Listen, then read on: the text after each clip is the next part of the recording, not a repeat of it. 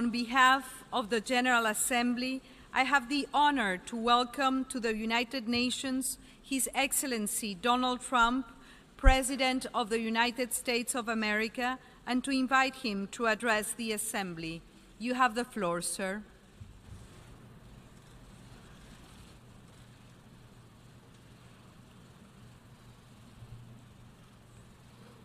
Madam President, Mr. Secretary General, world leaders, ambassadors, and distinguished delegates, 1 year ago I stood before you for the first time in this grand hall.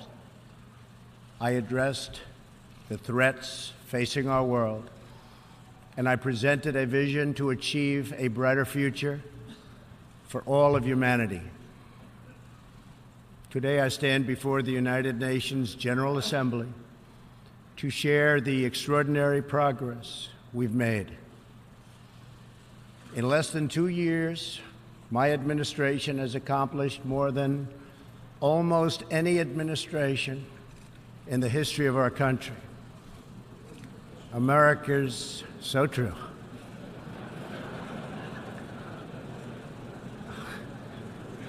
Didn't expect that reaction, but that's okay.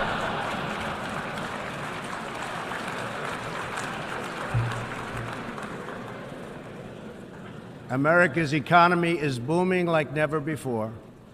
Since my election, we've added $10 trillion in wealth. The stock market is at an all-time high in history, and jobless claims are at a 50-year low. African American, Hispanic American, and Asian American unemployment have all achieved their lowest levels ever recorded. We've added more than 4 million new jobs, including 500,000 manufacturing jobs. We have passed the biggest tax cuts and reforms in American history. We've started the construction of a major border wall, and we have greatly strengthened border security. We have secured record funding for our military, $700 billion this year, and $716 billion next year. Our military will soon be more powerful than it has ever been before. In other words, the United States is stronger, safer, and a richer country than it was when I assumed office less than 2 years ago. We are standing up for America and for the American people, and we are also standing up for the world. This is great news for our citizens and for peace-loving people everywhere. We believe that when nations respect the rights of their neighbors and defend the interests of their people, they can better work together to secure the blessings of safety, prosperity, and peace. Each of us here today is the emissary of a distinct culture, a rich history, and a people bound together by ties of memory, tradition, and the values that make our homelands like nowhere else on earth. That is why America will always choose independence and cooperation over global governance, control, and domination. I honor the right of every nation in this room to pursue its own customs, beliefs, and traditions. The United States will not tell you how to live or work or worship. We only ask that you honor our sovereignty in return. From Warsaw to Brussels to Tokyo to Singapore, it has been my highest honor to represent the United States abroad. I have forged close relationships and friendships and strong partnerships with the leaders of many nations in this room, and our approach has always yielded incredible change.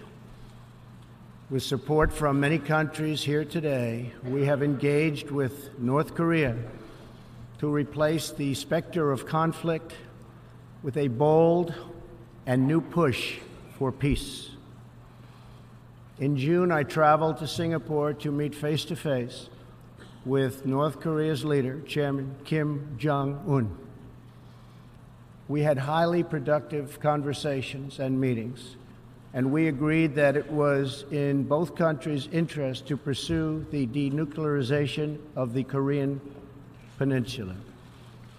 Since that meeting, we have already seen a number of encouraging measures that few could have imagined only a short time ago. The missiles and rockets are no longer flying in every direction. Nuclear testing has stopped. Some military facilities are already being dismantled. Our hostages have been released, and as promised, the remains of our fallen heroes are being returned home to lay at rest in American soil. I would like to thank Chairman Kim for his courage and for the steps he has taken, though much work remains to be done.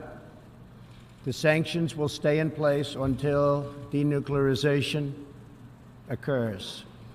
I also want to thank the many member states who helped us reach this moment, a moment that is actually far greater than people would understand, far greater, but for also their support and the critical support that we will all need going forward. Special thanks to President Moon of South Korea, Prime Minister Abe of Japan, and President Xi of China. In the Middle East, our new approach is also yielding great strides and very historic change. Following my trip to Saudi Arabia last year, the Gulf countries opened a new center to target terrorist financing. They are enforcing new sanctions, working with us to identify and track terrorist networks, and taking more responsibility for fighting terrorism and extremism in their own region. The UAE, Saudi Arabia, and Qatar have pledged billions of dollars to aid the people of Syria and Yemen, and they are pursuing multiple avenues to ending Yemen's horrible, horrific civil war. Ultimately, it is up to the nations of the region to decide what kind of future they want for themselves and their children.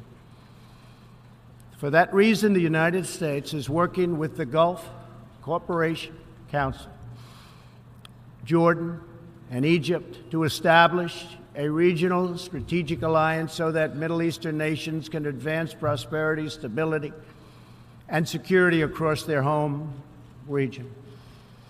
Thanks to the United States military and our partnership with many of your nations, I am pleased to report that the bloodthirsty killers known as ISIS have been driven out from the territory they once held in Iraq and Syria.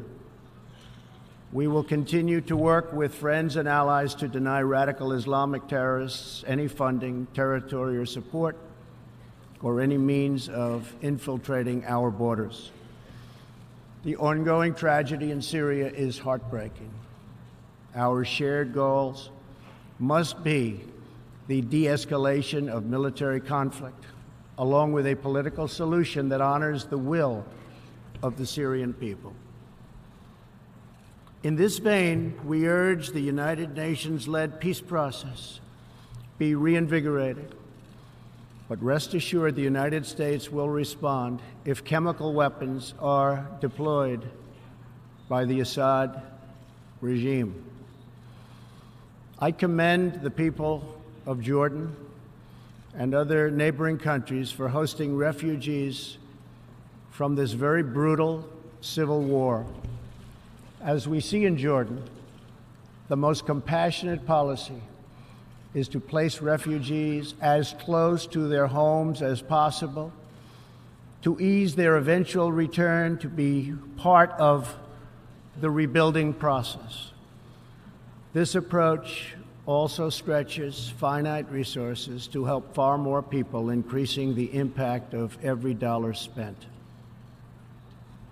Every solution to the humanitarian crisis in Syria must also include a strategy to address the brutal regime that has fueled and financed it, the corrupt dictatorship in Iran. Iran's leaders sow chaos, death, and destruction. They do not respect their neighbors or borders or the sovereign rights of nations.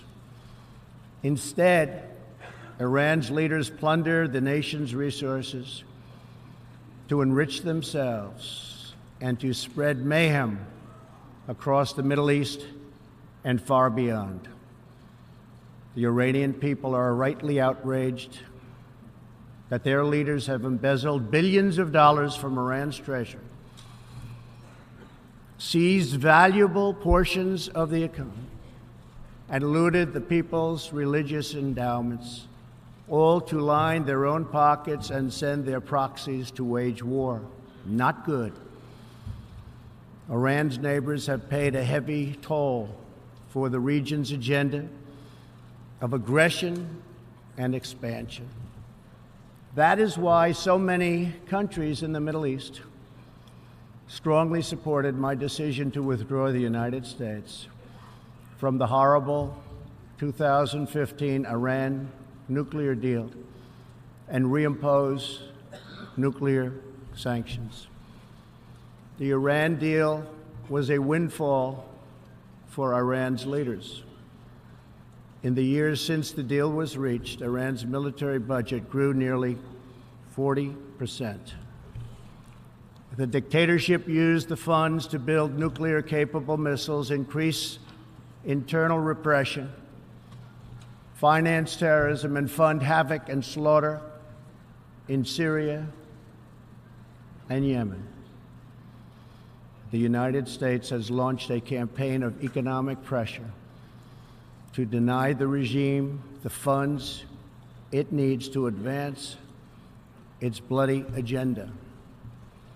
Last month, we began reimposing hard-hitting nuclear sanctions that have been lifted under the Iran deal. Additional sanctions will resume November 5th, and more will follow. And we are working with countries that import Iranian crude oil to cut their purchases substantially. We cannot allow the world's leading sponsor of terrorism to possess the planet's most dangerous weapons. We cannot allow a regime that chants death to America and that threatens Israel with annihilation to possess the means to deliver a nuclear warhead to any city on earth. Just can't do it. We ask all nations to isolate Iran's regime as long as its aggression continues. And we ask all nations to support Iran's people as they struggle to reclaim their religious and righteous destiny. This year, we also took another significant step forward in the Middle East in recognition of every sovereign state to determine its own capital. I moved the U.S. Embassy in Israel to Jerusalem. The United States is committed to a future of peace and stability in the region, including peace between the Israelis and the Palestinians. That aim is advanced, not harmed, by acknowledging the obvious facts. America's policy of principled realism means we will not be held hostage to old dogmas, discredited ideologies, and so-called experts who have been proven wrong over the years, time and time again. This is true not only in matters of peace, but in matters of prosperity. We believe that trade must be fair and reciprocal.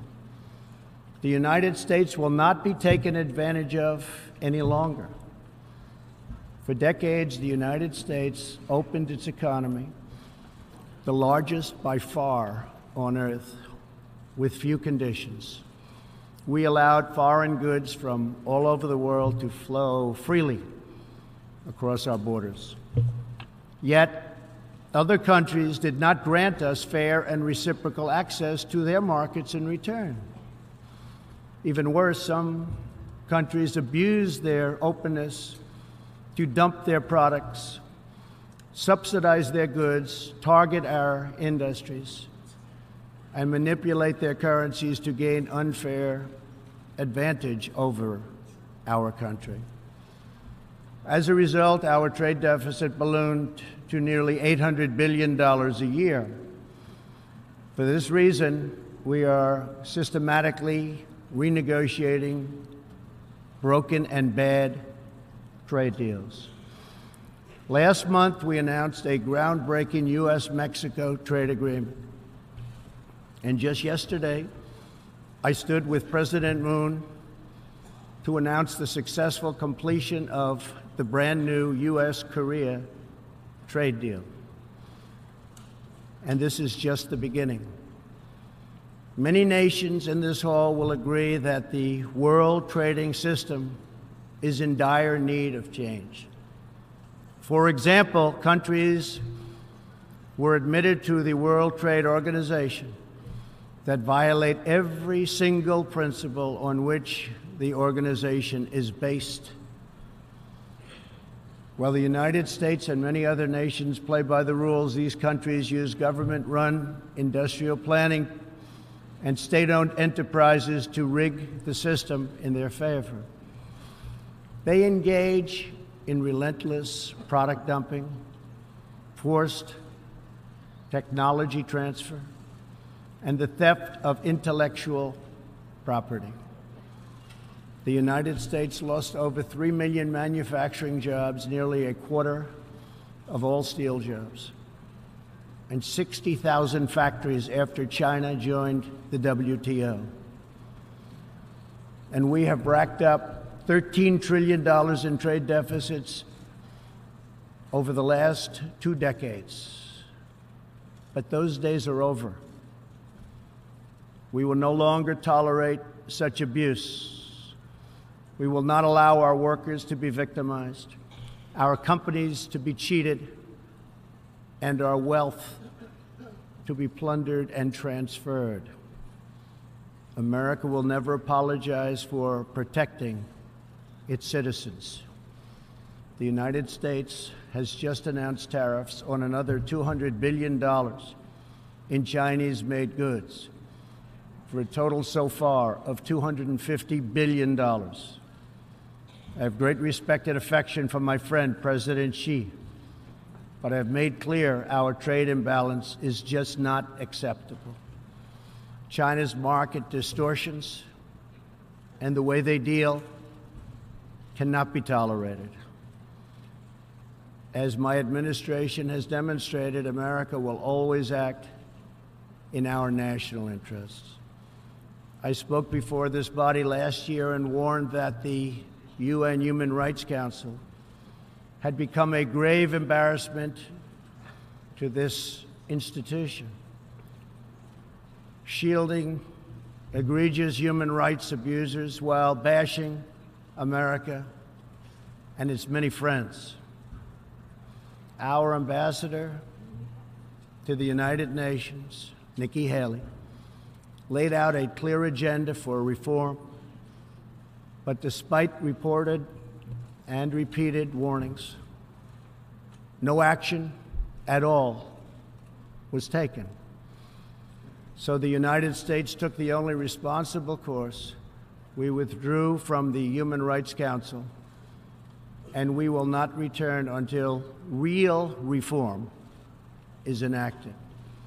For similar reasons, the United States will provide no support in recognition to the International Criminal Court. As far as America is concerned, the ICC has no jurisdiction, no legitimacy, and no authority. The ICC claims near universal jurisdiction over the citizens of every country, violating all principles of justice, fairness, and due process. We will never surrender America's sovereignty to an unelected, unaccountable global bureaucracy. America is governed by Americans. We reject the ideology of globalism, and we embrace the doctrine of patriotism. Around the world, responsible nations must defend against threats to sovereignty, not just from global governments, but also from other new forms of coercion and domination. In America, we believe strongly in energy security for ourselves and for our allies. We have become the largest energy producer anywhere on the face of the earth. The United States stands ready to export our abundant, affordable supply of oil, clean coal, and natural gas. OPEC and OPEC nations are, as usual, ripping off the rest of the world. And I don't like it. Nobody should like it. We defend many of these nations for nothing, and then they take advantage of us by giving us high oil prices. Not good. We want them to stop raising prices. We want them to start lowering prices, and they must contribute substantially to military protection from now on. We are not going to put up with it, these horrible prices, much longer. Reliance on a single foreign supplier can leave a nation vulnerable to extortion and intimidation. That is why we congratulate European states such as Poland for leading the construction of a Baltic pipeline so that nations are not dependent on Russia to meet their energy needs. Germany will become totally dependent on Russian energy if it does not immediately change course. Here in the Western Hemisphere, we are committed to maintaining our independence from the encroachment of expansionist foreign powers. It has been the formal policy of our country since President Monroe that we reject the interference of foreign nations in this hemisphere and in our own affairs. The United States has recently strengthened our laws to better screen foreign investments in our country for national security threats. And we welcome cooperation with countries in this region and around the world that wish to do the same. You need to do it for your own protection. The United States is also working with partners in Latin America to confront threats to sovereignty from uncontrolled migration. Tolerance for human struggling and human smuggling and trafficking is not humane. It's a horrible thing that's going on at levels that nobody has ever seen before. It's very, very cruel. Illegal immigration funds criminal networks, ruthless gangs, and the flow of deadly drugs. Illegal immigration exploits vulnerable populations, hurts hardworking citizens, and has produced a vicious cycle of crime, violence, and poverty. Only by upholding national borders, destroying criminal gangs, can we break this cycle and establish a real foundation for prosperity. We recognize the right of every nation in this room to set its own immigration policy in accordance with its national interests, just as we ask other countries to respect our own right to do the same, which we are doing. That is one reason the United States will not participate in the new Global Compact on Migration. Migration should not be governed by an international body unaccountable to our own citizens. Ultimately, the only long-term solution to the migration crisis is to help people build more hopeful futures in their home countries, make their countries great again. Currently, we are witnessing a human tragedy, as an example, in Venezuela. More than 2 million people have fled the anguish inflicted by the socialist Maduro regime and its Cuban sponsors. Not long ago, Venezuela was one of the richest countries on earth.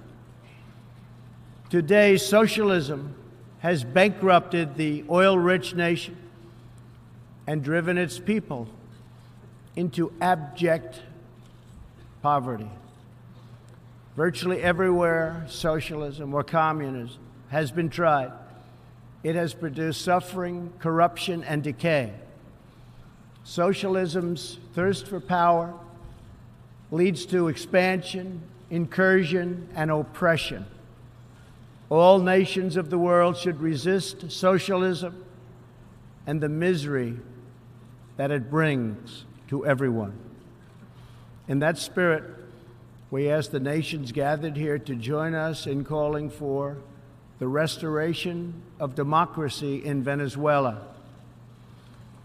Today, we are announcing additional sanctions against the repressive regime, targeting Maduro's inner circle and close advisors.